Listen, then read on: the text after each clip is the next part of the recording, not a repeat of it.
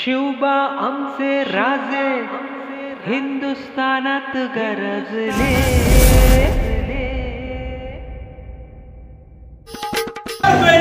सांगितलंय तुला वाय तिकडं. अरे दादा चल की सांगतोय मी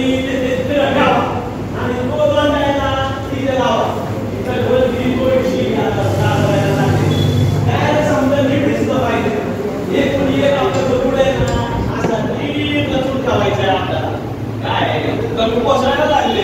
हो हो कुठं चाललंय तुम्ही? इतकं वय झालं तर एवढी मोठी वाणी करताय का तुम्ही? जरा जरा दमाल घ्या, बसा वाईट बसा, आराम करा, घेऊ सगळं करू. सांच्यानं वेळ आहे आपल्याकडं. हे काय एवढं सगळं मंडळी आहे आपलं, ते काय तिकडं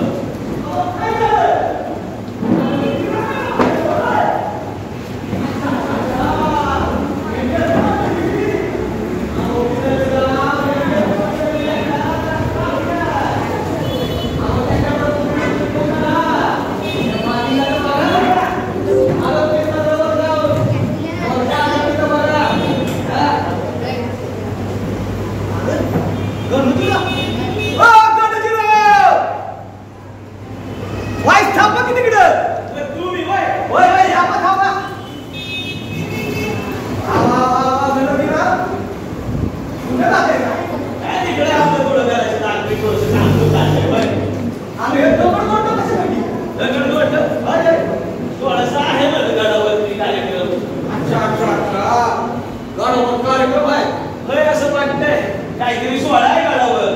खूप सारे लोक सांच्याच येऊन लावले गडावरती. मी खाली दिंडी दरवाजाकडे पाहिलं, पण मला सांगा 16 आत्ताच्या माणसांचा आणि तुमचं काय इथं काम हो? आमचं तीच गडावरची दगड तोडली दगड आणि गडावरच होय ते रचून ठेवतो मला इकडं तिकडं थोडेसे. होय त्याच काम चाललंय. सगळं मावला लावलेत कामाला. पण मी काय म्हणतो, या दगड तोडलं का म्हणतात तुम्ही? दगड तोडलं आमच्या राजांनी ईट आणि ईट लावून स्वराज्याचं मंदिर उभं केलं.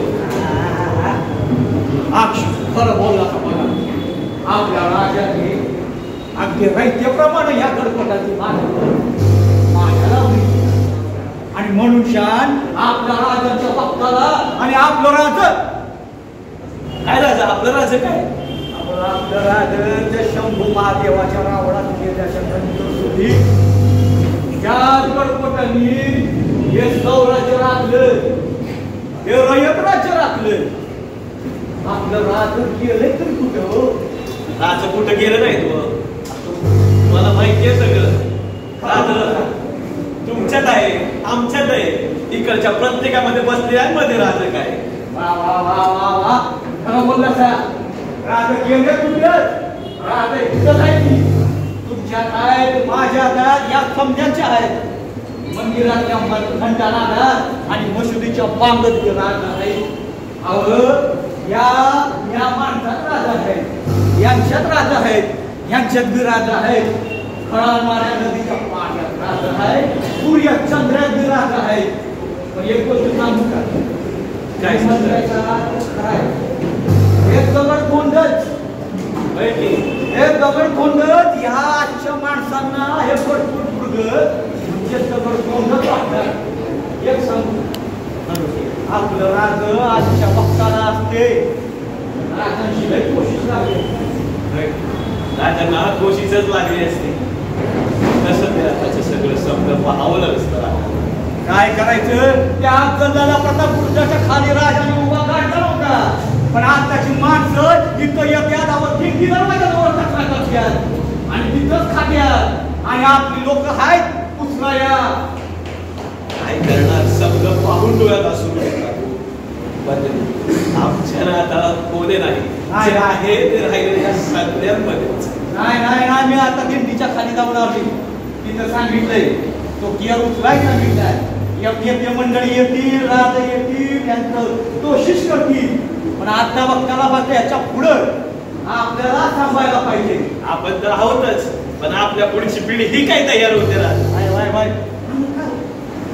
आवाज असं वाटतंय ना घरा वाचतोय कुठे तू तरीचा आवाज बी येतोय राजा तू तरी वाचतोय चला बेगी जाऊ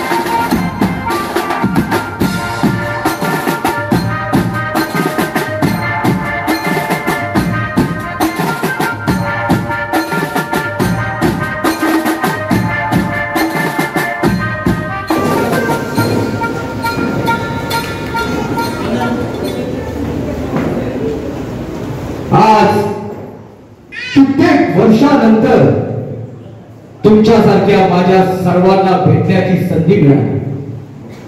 काय करू त्या जगत ज्ञात्याने मला त्याच्या गाभाऱ्याचे सानिध्य दिले. त्या जगत ज्ञात्याला माझा हव्यास सोडवत नाही आणि त्याचे सानिध्य मला सोडवत नाही. अजून आहे पण यावेळेस मला थोडी उसंत मिळाली. यावंच लागलं. आज 400 वर्षानंतर पुन्हा या माझ्या महाराष्ट्रात आल्यावर काळजाला थोडी दोषीच लागली. घासलेल्या तटाभुजाची आभूषण मिरवीत उभा असलेला राजगड, तोरणा, पुरंदर आणि रायगड दिसला. एकाकी तग धरून राहिलेल्या आमच्या त्या काळातील निष्ठावंतांच्या समाध्या दिसल्या. नावापुरती उरलेली संस्कृती दिसली आणि उत्सवांच्या नावाखाली परंपरांचा मांडलेला बाजार दिसला. आज या मातीतल्या माणसांची बदललेली मन दिसली. त्याचबरोबर माणसांच्या बदललेल्या तळाही दिसल्या. प्रभू रामचंद्र आणि भगवान श्रीकृष्ण परमात्मा आम्हालाही आदर्शवत आणि वंद्य होतेच की, पण आम्ही कधीही तो आप्तमतलबी धर्माच्या पालख्या नाही पाहिल्या. अरे धर्म आणि भावना यातच आम्ही अडकून बसलो असतो तर हे रयत राज्य कैसे घडले असते, हे अवघड स्वराज्य कैसे घडले असते पाहिले. पण याच गडबोटाने आमच्या समयी आणि आमच्या नंतरही हे राज्य बाधित लागले. याच गडबोटाने दगडालाही देवपण बहाल केलं. मानत लगेच फटाफट हात वर करा. काहीही मानत नाही. महाराजांना जाणायचंय, मानायचं नाही. मानलं की तुम्ही जाणण्याचा अधिकार तिथे संपला. मुळात ती शक्ती महाराज हे खूप वेगळे आहेत. ते जाण्याचा प्रयत्न सगळ्यांनी केला पाहिजे असं मला मनापासून वाटतं. आणि माझे छोटेसे 2 शब्द मी इथे संपवते. आपल्या भारदस्त आवाजात जिने अफजल खानाचा पोवाड सादर केला, अवनी डिसे यांनी जिच्या ग्रुपचा बनवला सोबत त्याची पूर्ण इतिहास सांगायची जबाबदारी पण केली. पण आजच्या पोवाडा गाण्याचं पण इंद्रधनुष्य तिने पेललेलं आहे.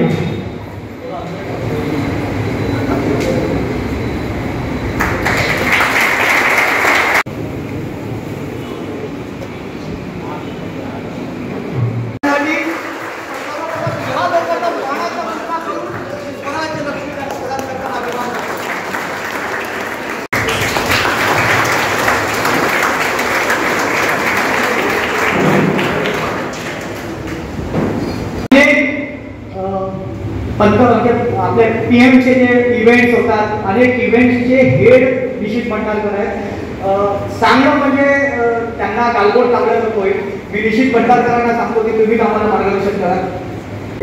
आणि एकदा पुन्हा प्रबोधिनीचं खूप खूप अभिनंदन, रुपेशजीचं खूप खूप अभिनंदन, सगळ्यांचं अभिनंदन.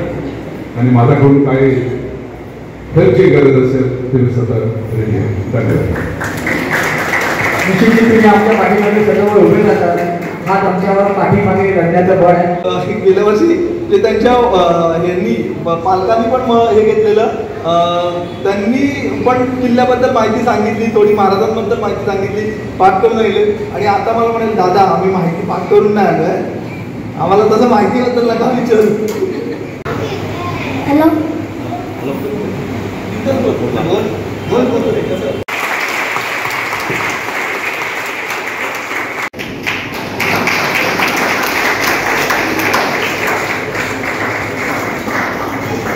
सन्माननीय शशिकांतजी दळवी स्वतःमध्ये एक हरवणारी कलाकार आहे शशिकांतजी. आणि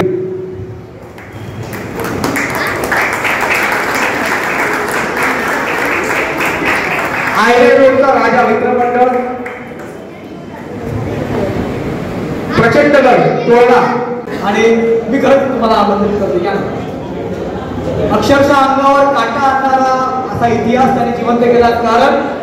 कारण प्रतिष्ठान सह्याद्री प्रतिष्ठान जाताना स्वराज्य प्रबोधिनी प्रतिष्ठानला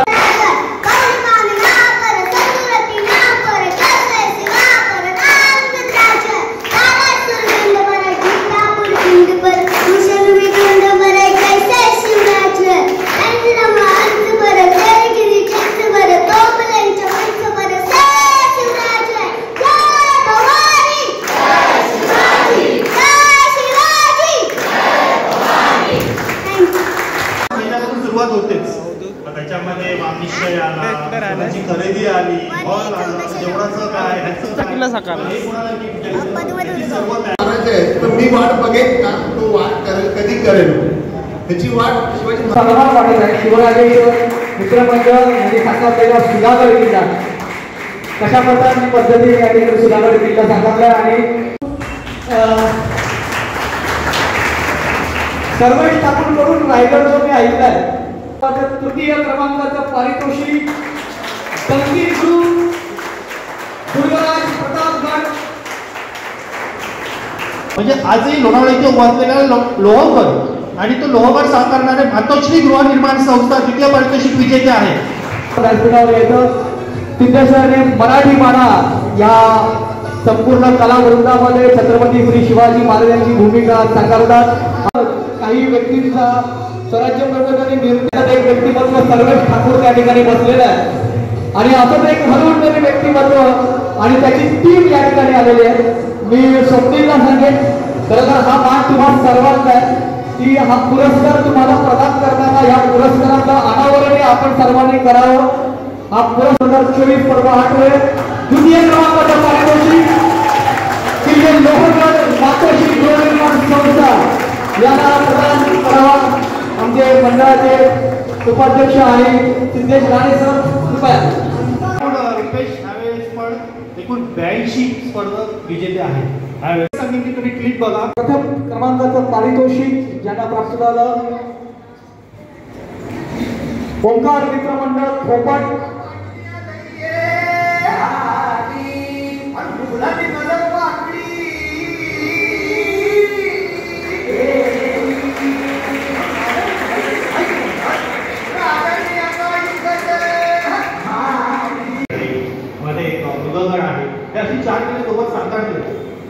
दुर्ग महोत्सव स्पर्धा 2024 यंदाचं प्रथम पारितोषिक जात आहे ओंकार ग्रुप खोपट ठाणे.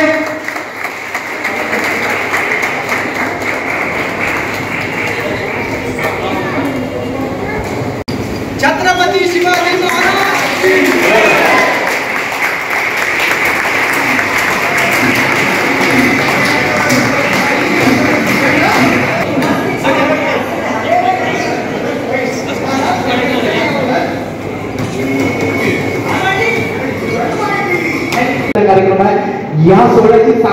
इथे होते, परंतु पुढच्या वर्षाची सुरुवात ही इथूनच होते हे मी घोषित करतो.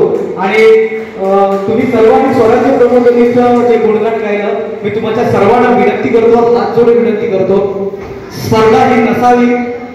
स्वराज्य प्रबोधिनी सारख्या अनेक टीम येतील जातील, कदाचित स्वराज्य प्रबोधिनी ही स्पर्धा पुढच्या कालखंडामध्ये घेणारही नाही, परंतु महाराजांची दुर्ग शृंखला साकारायचं मात्र तुम्ही सोडू नका.